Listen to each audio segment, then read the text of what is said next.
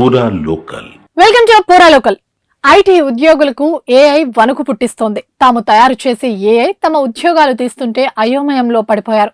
AI కారణంగా మన దేశంలో అతిపెద్ద ఐటీ కంపెనీ అయిన TCS లో 12,000 మందిని తొలగించనున్నారు.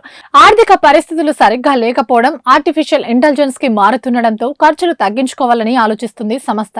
ఈ ఏడాది తమ గ్లోబల్ వర్క్ ఫోర్స్ లో 2% మందిని తొలగించాలని ప్లాన్ చేస్తున్నట్టు TCS CEO పేర్కొన్నారు. ఫ్యూచర్ కు తగ్గట్టు రెడీ అవుతున్నాం. ఇందులో భాగంగా కొంతమంది ఉద్యోగులను తీసేయక తప్పడం లేదు. గ్లోబల్ వర్క్ ఫోర్స్ లో 2% మంది ఉద్యోగులను, ముఖ్యంగా మిడిల్, సీనియర్ గ్రేడ్ల ఉద్యోగులను తొలగిస్తున్నామని ఆయన స్పష్టం చేశారు. ఉద్యోగుల కోత ప్రభావం క్లయింట్లకు అందించే సర్వీసులపై పడదని కూడా ఆయన తెలిపారు. కానీ జాబ్ కోల్పోయిన వారికి నోటీస్ పీరియడ్ చెల్లింపుతో పాటు అదనపు సర్వీసెస్ ప్యాకేజ్, ఇన్సూరెన్స్ ప్రయోజనాలు, అవుట్ ప్లేస్మెంట్ అవకాశాలను TCS అందించనుంది. ఇటీవల ఎంప్లాయ్ బెంచ్ పాలసీని కంపెనీ సవరించింది. దీనిపై చాలా ఫిర్యాదులు వచ్చాయి. ఈ పాలసీ ప్రకటన తర్వాత ఉద్యోగుల కోతను ప్రకటించింది. ఇంకోవైపు ఇండియాలోని టాప్ 6 ఐటీ సంస్థలు ఈ ఏడాది ఏప్రిల్, జూన్ క్వార్టర్లో కేవలం 3,847 మందిని మాత్రమే నియమించుకున్నారు.